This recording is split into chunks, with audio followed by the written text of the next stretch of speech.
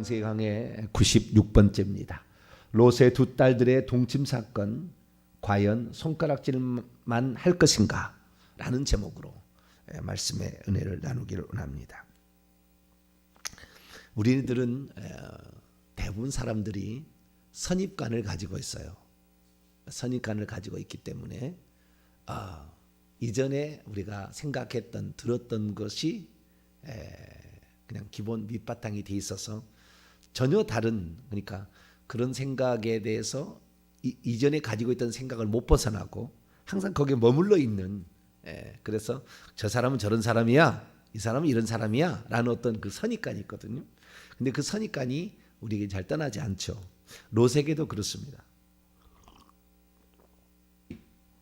롯 하면 항상 생각나는 것은 소돔과 고모라 성, 그리고 두 딸들이 아버지에게 들어가서 자식을 유전해서 폐륜적인 사건을 저질렀다. 이게 항상 이게 그냥 딱 박혀 있는 거죠. 그 것들을 통하여서 우리가 알게 되는 것은 뭐냐면은, 그러면은 롯은 어떤 사람이냐? 롯은 형편없는 사람이다. 믿음이 없는 사람이다. 롯은 정말 아브라함에 비하면은 항상 이렇게 그럼 조카, 항상 이렇게. 근데 지금 나이가 몇 살인 줄 아세요? 지금 이 사건이 일어날 때 나이가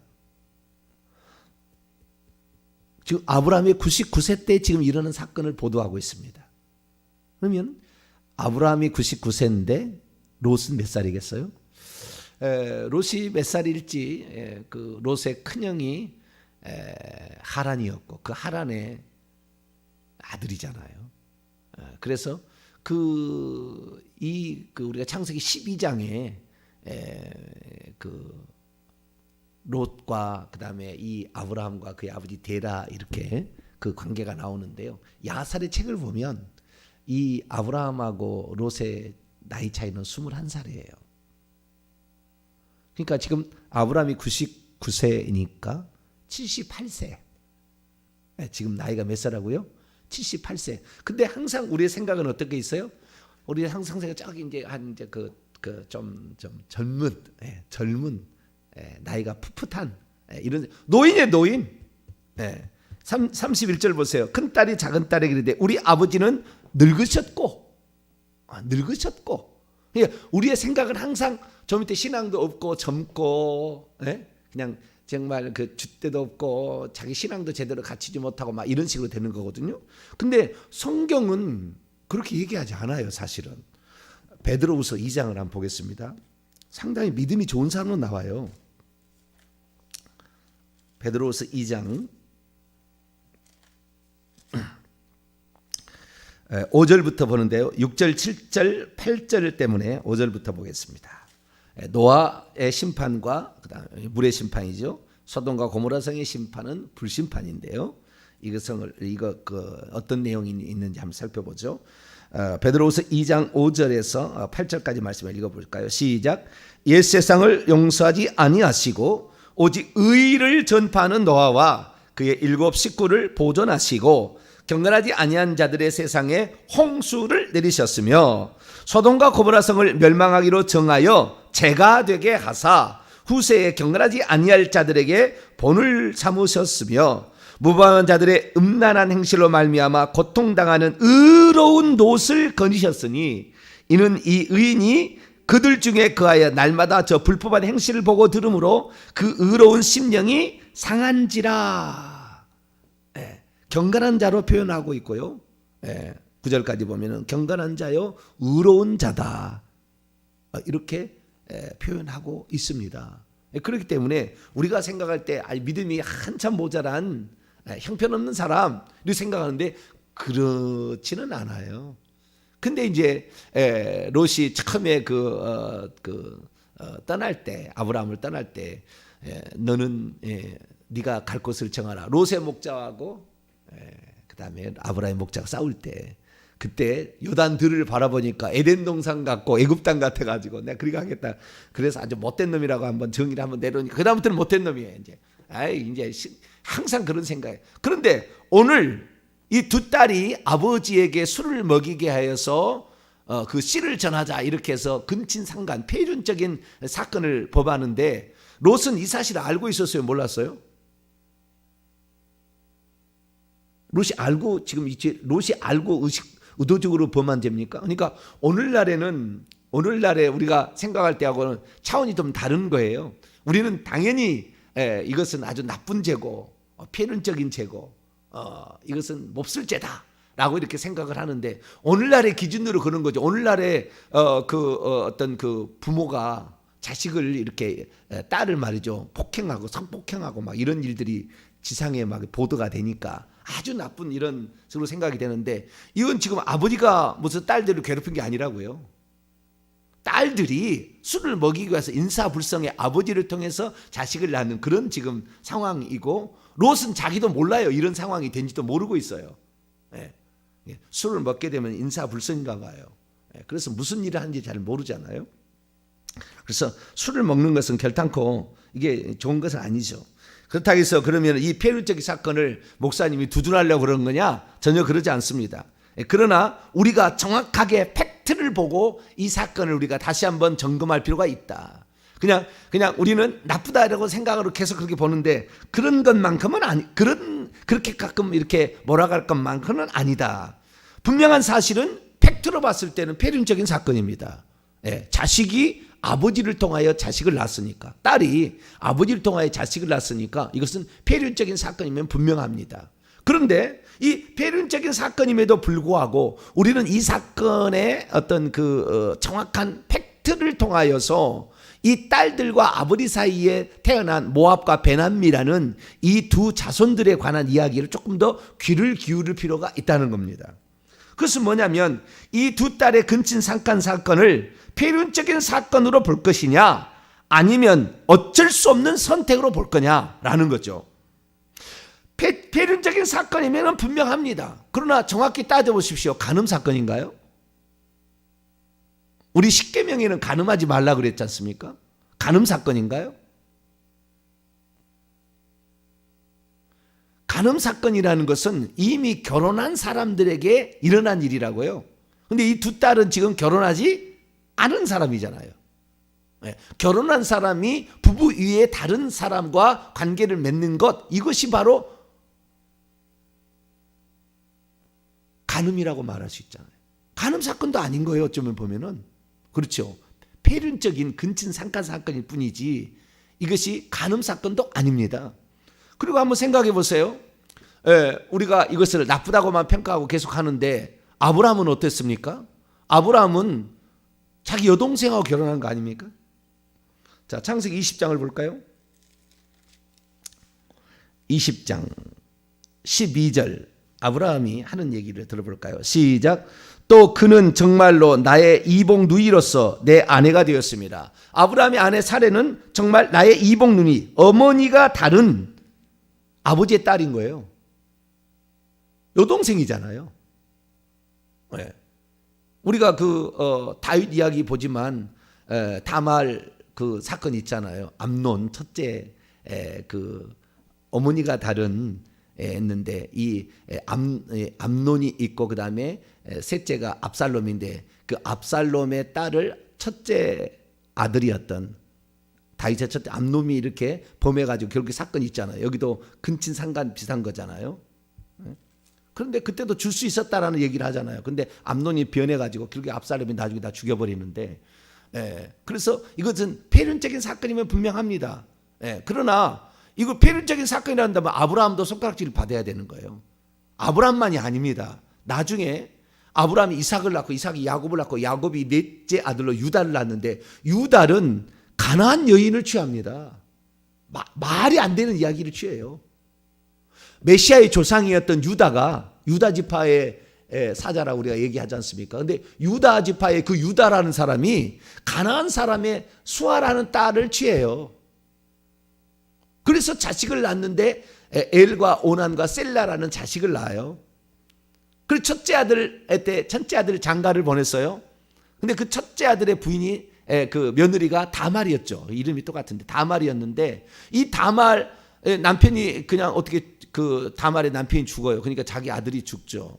그러니까 이 자식을 잊게 하려고 큰 아들이 죽었으니까 그 형수를 둘째 아들에게 들어가서 자식을 낳아서 첫째 아들로 삼는 겁니다. 이것이 계대 풍습이라는 어떤 그거예요. 자식을 떨어뜨리지 않기 위한 방법이에요. 그런데 이 둘째 아들 오난이라는 사람이 씨를 주지 않아요. 그러니까 결국에 하나님이 쳐서 얘를 죽여버립니다. 그리고 셋째 아들 셀라가 있는데 셋째 아들도 죽을까봐 아버지가 며느라가 이 동생이 크면은 너를 그리 들여버릴 테니까 좀 집에 가 있으라. 그리고 보내버려요. 그리고는 아들이 컸는데도 안 불러요. 왜? 저 여자가 우리 첫째와 둘째 아들을 옛날에 그런 말이 있잖아요. 저 여자가 들어와서 죽였다 이런 말을 옛날에 하잖아요. 네? 그래가지고 그런 일이 있으니까 나중에 뭡니까? 이 변장을 창녀로 과부가 변장을 하고 있다가 자기 시아버지가 온다니까 변장하고 있다가 그리 들어가서 자식을 낳게 됩니다. 나중에 임신했다는 얘기 들 때 유다가 자기 그 며느라기가 간음을 저질렀다는 얘기 듣고 죽이려고 합니다. 그랬더니 이걸 보시오. 그 남자가 이 사람이하고 끈과 도장과 뭘 주잖아요. 그래도 봐도 자기가 과거에 무슨 그 양털 깎는 데로 갔다가 벌어진 사건이었지 않습니까? 염소새끼 준다고 해가지고 했던 사건 아닙니까?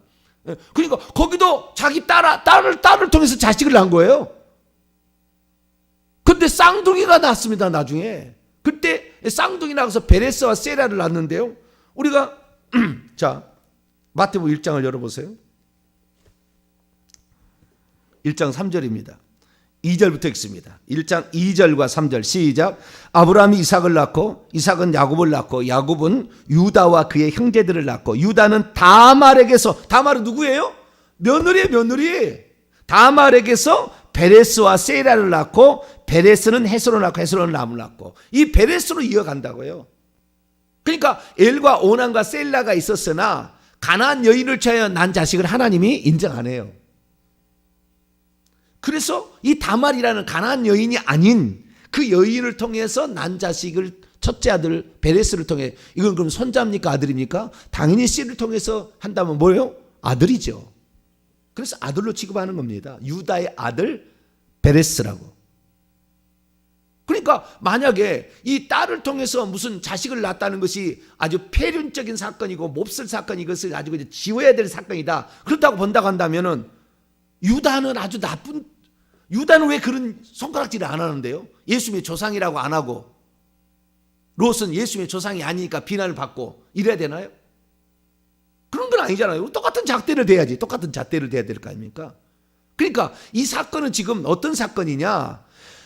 자식이 또는 부모가 부모가 성적 욕구를 이기지 못해서 자식을 폭행한 것도 아니고 뿐만 아니라 어떤 쾌락을 즐기기 위해서 이 사건을 벌인 것도 아닌 거예요. 사실은 자식을 유전하기 위한 그 씨를 유전하기 위한 어떤 그 사건이라고요. 나중에 이 유다가 그 며느리가 그랬다는 사실을 듣고 뭐라고 합니까? 그녀는 그 며느리가 나보다 옳도다. 나보다 옳도다. 왜? 그 자식을 메시아의 후손을 낳게 하기 위한 그 열정을 가지고 있었으나 자식을 낳을 수 없으니까. 그런데 유다 지파에 그 아브라함의 자식의 씨를 낳고자 하는 건 아닙니까? 이 다말이 며느리가. 그래서 그녀가 나보다 옳도다 이런 얘기를 하지 않습니까? 그렇기 때문에 어떠한 이렇게 근친 상간 자체가 나쁘다. 물론 나중에 출애굽기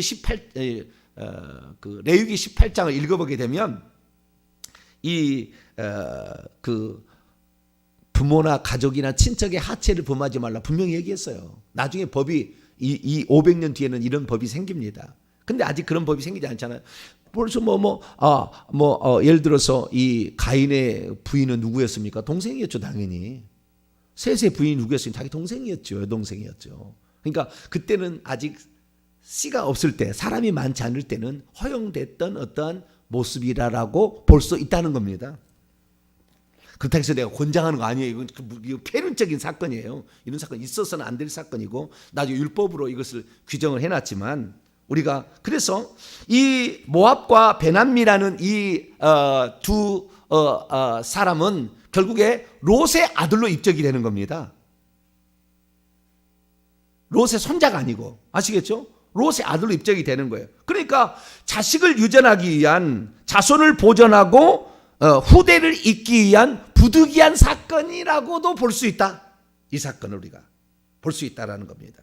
그러나 이 아버지를 통하여서 그럼 왜 자식을 나로 했을까라는 이유를 한번 생각해 봐요. 상당히 치밀합니다. 이 두 딸들이 큰딸이 작정을 해요. 큰딸이 계획을 세웁니다. 우리 아버지에게 술을 먹이고 우리가 자손을 잇자라고 동생을 설득을 하고, 동생이 오케이 하니까 오늘 밤에는 내가 들어가서 자식을 유전할 것이고 내일은 네가 하라, 이렇게 해가지고 치밀하게 작전을 펴니다. 아주 작전을 펴요. 자식을 잇기 위한 아주 몸부림이 여기에 있는 거예요.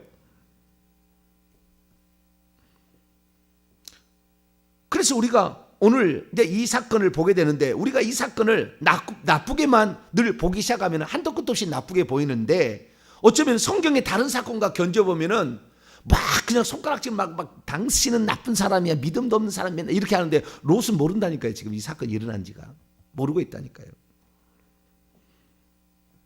우리가 이 모압과 암몬이라는, 베남미가 이제 암몬이 되는데, 이 모압이라는 말은 나의 아버지로부터 태어난 자식이다, 그런 뜻이에요. 나의 아버지로부터라는 뜻이거든요. 모압이라는 말의 뜻이. 베남미라는 것은 둘째 딸도 자식을 낳고 뭐라고 했냐면은 이 내 아버지의 아들이라는 뜻입니다. 벤암미가 내 아버지의 아들이다. 이름을 그렇게 지었다니까요. 왜? 자식을 낳기 위한 몸부림이었지 쾌락을 즐기기 위한 어떤 방법으로 쓴 게 아니라고요. 이 방법을 지금 자식을 얻기 위한 부득이한 조치였다라는 것을 이름 속에다 집어넣어놨다, 그 말이에요. 그러면 우리가 생각할 때 왜 이 두 딸은 아버지를 통하여 자식을 이으려고 했을까, 이거예요. 아버지를 통해서 자식을 이으려고 했어요. 왜 그러면 그런 시도를 했나, 이거죠. 말은 이렇습니다. 자, 31절로 32절을 다시 한번 읽어볼까요? 시작. 큰딸이 작은딸에게 이르되 우리 아버지는 늙으셨고 78세예요. 온 세상의 도리를 따라 우리의 배필될 사람이 이 땅에는 없으니 우리가 우리 아버지에게 술을 마시게 하고 동침하여 우리 아버지로 말미암아 후손을 이어가자. 이 목적이 뭐예요? 후손을 잇자라는 목적으로 이거 지금 시도된 거예요. 우리가 비난을 한다면은요, 나중에 이제 또 보겠습니다만은 야곱을 엄청 비난할 만합니다. 비열한 짓을 했잖아요. 장자권을 뺏으려고 어떻게 해요? 팥죽 한 그릇으로 일부러 그 배가 고플 때 딱 준비해가지고 비열한 짓을 하고 어머니하고 작당해서 축복 기도를 대신 받잖아요. 염소 새끼를 요리를 해가지고 나중에 다 나옵니다만은. 그런데도 우리는 야곱을 비난합니까? 장자권을 사모했던 이 그 가문의 대를 잇고 신앙의 대를 자기가 잇고자 하는 그 열정이 있었다는 것으로 우리는 적당히 넘어가는 거예요. 그런데 형의 장자권, 형이 에서가 무슨 첩의 자식이 아니라고요. 쌍둥이형이라고요. 쌍둥이형. 진짜가 거기 장자권이 있었다고요. 그런데 우리가 어떤 신앙의 인물들, 계보를, 예수님의 조상을 인물 계보들은 대강 그럴 수 있어 라고 넘어가고, 롯은 이거는 계보가 아니니까 너는 나쁜 짓 했어, 이건 말이야 아마. 이런 식으로 우리가 막 생각하고 있는데, 왜 그랬는가를 한번 생각해 보자는 거예요. 왜 그랬는가? 이 여자들의 행동이 왜 그랬을까라는 거예요. 여기 성경은 뭐라 하냐면은 우리에게 배필될 사람이 없다. 원문을 타면은 우리에게 들어올 사람이, 원문입니다. 우리에게 들어올 남자가 없다. 우리에게 들어올 남자가 없다. 그렇기 때문에 우리 아버지의 씨를 받아서 후손을 낳자, 이거예요. 자, 그렇다고 한다면은 왜 거기에 들어올 사람이 없었는가? 30절을 보세요. 자, 30절이 아주 중요합니다. 30절 시작. 롯이 소알에 거주하기를 두려워하여 두 딸과 함께 소알에서 나와 산에 올라가 거주하되 그의 둘 딸과 함께 굴에 거주하였더니, 아멘. 처음에 이 소돔과 고모라 성을 멸망을 시킬 때 천사가 어떻게 했습니까? 산으로 도망을 치라고 했잖아요. 산으로. 근데 저 산은 멀어서 그냥 도시 생활을 하다 보니까 멀리 못 갈. 어느새 롯도 도시 생활을 하다 보니까 도시 남자가 다 됐는지 못 가겠다고 막 저 작은 성, 저 성 작으니까 저기로 도망가게 해달라고 요청을 하잖아요. 그러니까 그 청을 들어주잖아요. 하나님이 다 허락이 있었겠죠. 왜 그랬습니까? 두 딸들가 나오는데 남편 될 만한 사람이 없는데 소알성에는 있을 거 아니에요. 우리가 지금 5개 성이 있었다니까요. 자, 오늘 제가 사진을 좀 준비해 왔는데요.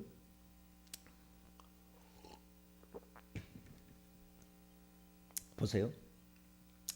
지금 왼쪽에 사진을 보게 되면 왼쪽에 사진을 보게 되면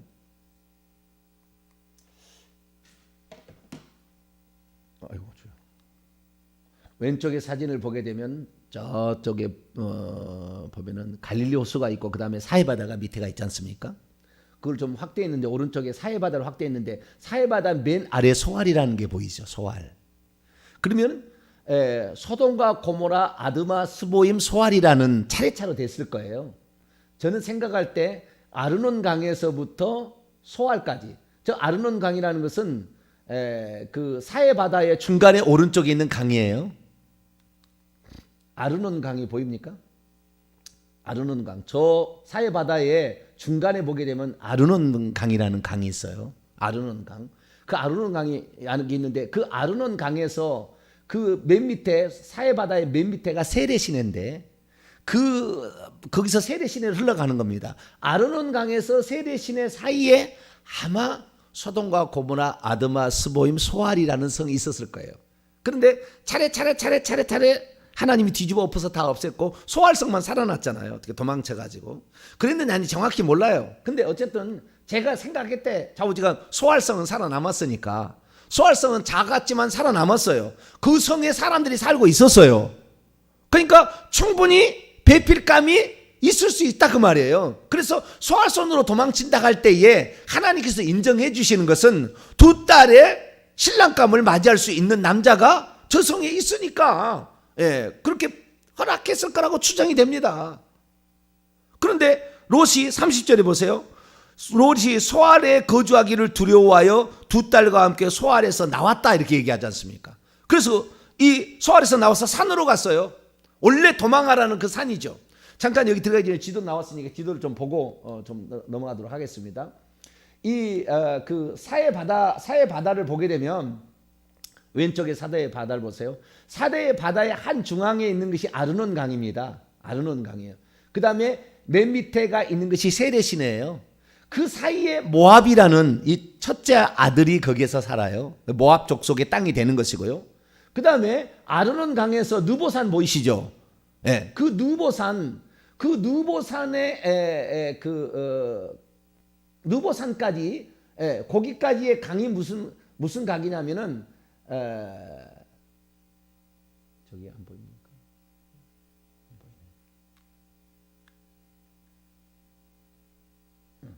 느보산 거기까지는 강이 없는데 그 느보산까지 거기까지 해서 더 올라가게 되면 야복강이 있습니다. 그래서 갈릴리 호수에서 사해 바다에 약 한 3분의 2 지점 정도에 보면 야복강이 있거든요. 야복강. 이 야복강에서 아르논강 사이에 오른편이 암몬이라는 둘째 아들이 이제 거하는 곳이고요. 왜 그게 거하였냐면은 그 왼쪽 편은 그 므낫세의 지파가 거기 와서 거하게 됩니다. 오른쪽에 보게 되면요, 길르앗, 갓, 그 다음에 루벤이 있는데요. 루벤 땅이 그 땅이고 야복강 그 아래에는 갓지파입니다. 야복강 위에는 길르앗 반지파고 길르앗 반지파 그 다음에 갓지파 루벤 지파가 요단강 바로 동편을 차지하게 됩니다.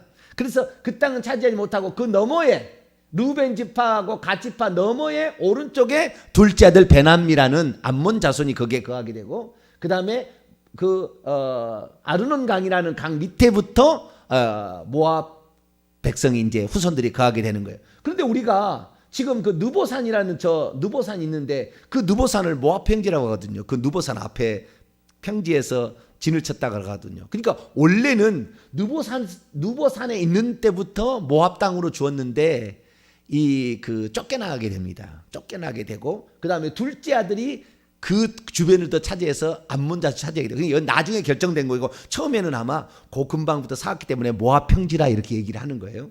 그래서 우리가 이건 뭐 참조로 우리가 이걸 참조로 생각하면 될 것 같습니다. 자, 그런데 중요한 게 뭐냐면 자, 여기에 소알에 거주하기를 두려워했다. 왜 그랬을까요?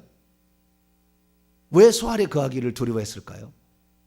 두 가지 가능성이 있겠습니다. 첫째는 소돔과 고모라, 아드마, 스보이처럼 이성이 또 멸망할까 생각할 수도 있겠죠. 첫 번째 가능성. 그러나 이 가능성보다도 두 번째 가능성은 뭐냐면 내가 가나안 민족하고 살았더니 결국에 모든 것 다 남김없이 날려버렸다 해요. 얼마나 가축이 풍성했습니까? 롯이 소돔 고모라 성에 깨끗이 그냥 탕진해버린 거잖아요. 완전 재산이고 뭐 다 날려 마누라까지 다 잃어버린 거잖아요. 결국에. 그러니까 이 성에 남아있다가는 그러니까 하나님께서 소알성은 멸하지 않으려면 소알성도 동일하게 동성애가 지금 가득 차 있었던 타락한 도시라고요. 그런데 롯이 거기 도망을 치니까 그때 소알성은 아직 멸망을 안 시켰는데 하나님 보시기에 이 롯이 생각할 때 이 성이나 그 성이나 똑같지 않느냐. 그러니까 어떻게 돼요? 그러면 하나님의 심판이 있을 것이고 만약에 또 여기다가 사의를 얻어서 여기에서 살게 된다고 한다면 농담으로 얘기할 거 아니에요. 나중에 또. 그러지 않겠습니까? 그러니까 롯이 두려워했다는 건 뭐냐면 내가 여기에 있다가는 딸들도 또 빼앗길까 봐. 딸들도 빼앗길까 봐 두려운 마음이 든 거죠. 아, 안 되겠다. 이 성에 있어서는 내 딸들도 다시 이 가나안 민족의 이 그 도덕적 타락, 성적 타락에 거기에 또 물들어 가지고 가지 않겠는가. 그래 가지고 따라 나가자. 우리 나가자. 그래 가지고 그 옆에 있는 산으로 이사를 갔다 그 말이에요. 산에 살 집이 없으니까 굴 속에 들어가서 사는 거예요. 굴 속에 들어 사는데 큰 딸이 작은 딸에게 말하기를 우리에게 들어올 남자가 없으니 저들 만나지 마. 그런 거 아닐까요? 그 말이에요. 딸들에게 아버지가 저들 만나지 마. 우리가 저들하고 가나안 사람들하고 섞어 살아가지고 우리 다 죽었어. 예. 우리 너 알지만 니네 언니들 다 죽었잖아. 엄마도 죽었잖아. 우리는 이제는 우리의 순수한 혈통을 보존하고 신앙을 보존해야지. 저거 사람 안 돼. 그러지 않았을까? 이 내용을 보게 되면은. 그러니까 내게 들을 남자가 없다. 남자가 왜 없어요? 가만히 있지. 근데 아버지가 우리 롯은 혈통이 뭡니까? 셈의 자손이잖아요. 저 가나안 뭐요? 함의 자손이고 종족이 다르잖아요. 그렇기 때문에 그 종족을 보존하고자 그런 마음으로 시집을 안 보낸다고 했지 않았을까? 그러니까 두 딸들이 아버지의 명을 거역할 수는 없고 그렇다고 해서 우리가 어디 가서 또 못 가게 하니까 결국에 부여지책으로 선택한 것이 그래도 아버지의 자식을 우리가 이어야 되지 않겠는가라는 그런 생각을 했지 않았을까라는 생각을 하는 거예요. 그래서 이 아버지와 동침하려는 그 목적이 의도와 목적을 보게 되면 후손을 잊게 하고자 하는 그 목적이었지 쾌락을 즐기고자 하는 건 아니었다 그 말이에요. 아버지도 그것을 알고 지금 죄를 범한 게 아니라 아버지 몰래 지금 일어난 사건이라니까요. 술 취했을 때 일어난 사건이라니까요. 폐륜적인 사건이면 분명합니다. 그러나 이 사건을 나쁘게만 볼 수는 없다. 그것은 뭡니까? 신앙과 그 다음에 경건한 신앙과 혈통을 보존하기 위한 방법이 아니었을까? 이것을 저는 권장한 거 아닙니다. 전혀 이건 그럴 일이 아니에요. 그런데 그런 생각도 한번 해봐야 된다는 거예요. 왜 이런 얘기를 하냐면 요한복음 4장을 읽어보게 되면 사마리아 여인 얘기가 나와요. 물들어 예수님이 그 물 드시러 있었지 않습니까? 근데 그때 그 여인이 남편이 5 있는데 지금 있는 남편도 네 남편이 아니다라는 예수의 말을 듣고 선지자입니다. 당신. 그렇게 얘기해요. 우리는 그걸 창녀라고 얘기하지만 보통 창녀 아니에요. 거기가. 네. 해가 넘어갈 때 낮 12시가 아니에요. 해가 넘어갈 때 그때 있었던 일이고 뿐만 아니라 그 여인이 만약에 창녀했다고 한다면 자기가 메시아를 만났다 그러면은 손가락질하고 끝났지. 그 메시아 만나러 동네 사람 안 나와요. 절대. 그런 도덕적으로 불결한 여인의 말을 들을 리가 없다고요. 그 여인이 동네 사람을 다 전도합니다. 이 여인은 자식을 낳기를 원하나 자식을 낳지 못해서 안타까워하는 그런 여인으로 볼 필요가 있는 거죠.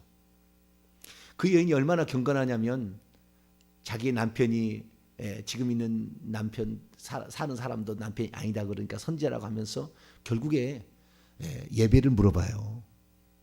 우리는 그리심산에서 예배했는데 당신은 예루살렘에서 예배한다 합디다. 예배를 물어봐요. 그리고 그 유대인에게서 구원자가 나온다 그러니까 그리스도가 오면은 그걸 다 알려줄 거라고 그리스도를 사모하고 있음을 말하고 있어요. 아주 경건한 여인입니다. 기구한 운명의 여인이지만 아주 경건한 여인이에요. 그게 자식을 자신의 태로 낳고자 하는 열망이 있는 것이다라는 것입니다. 그래서 여기에 경건한 후손을 그 혈통적이나 신앙적으로 그것을 얻고자 한 노력이기 때문에 이 사건을 기록하고 있지는 않을까 한번 생각해 보는 겁니다. 그러면 오늘 우리에게 들어와서 우리의 한번 그런 평가를 해본다면 우리는 어떻습니까? 우리는 정말 신앙의 경건한 후손을 얻기 위해서 이렇게까지 노력, 이거 참 못된 예화지만 이거 못된 거지만 그러나 정말 그 경건한 자손을 얻고자 하는 신앙을 유전시키고자 하는 그런 우리의 노력은 얼마나 있을까 지금? 한 사람이라도 더 구원받게 하기 위해서 우리가 해야 될 일을 얼마나 지금 하고 있는가? 이 여인들은 그 자식을 낳기 위해서 그 아버지의 씨를 유전하기 위해서 이렇게까지 노력하고 있는데 우리는 과연 무엇을 하고 있는 것인가? 나만 달랑 믿고 그냥 끝난 것인가? 그래도 이 롯의 두 아들들이 이제 모압과 암몬이 되는데 그 모압 여인 룻이 나옵니다. 나를 룻이 시집을 가가지고 보아스라는 남자를 만나가지고 자식을 낳는데 오벳을 낳는데 오벳은 다윗의 아버지예요. 다윗의 직계 조상이 됩니다. 룻은 모압 여인은. 네. 그래서 이 모압 여인도 이 마태복음 1장의 여자 가운데 모압 여인 룻이 나와요. 다말도 나오고 그게 신앙의 여인으로 나온다 그 말이에요. 신앙의 여인으로.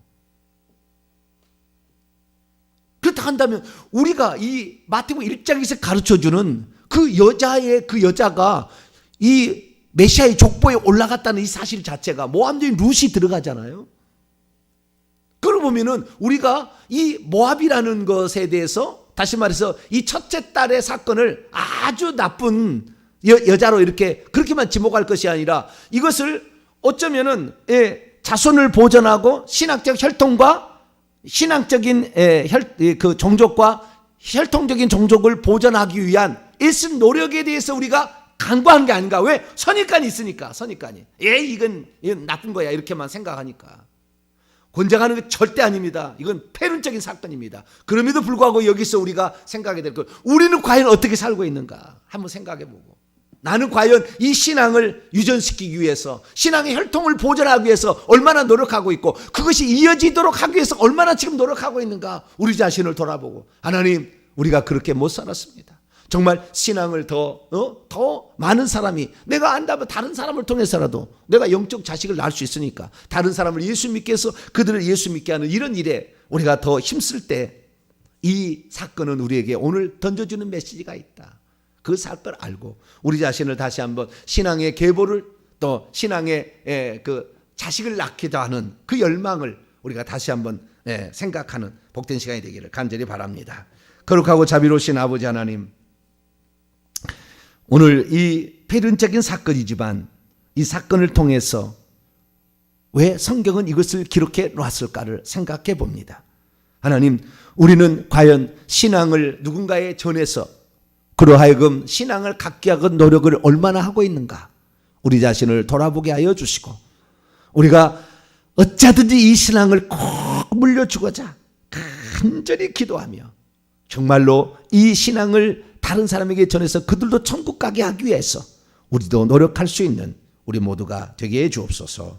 우리 주 예수 그리스도의 이름으로 기도하옵나이다.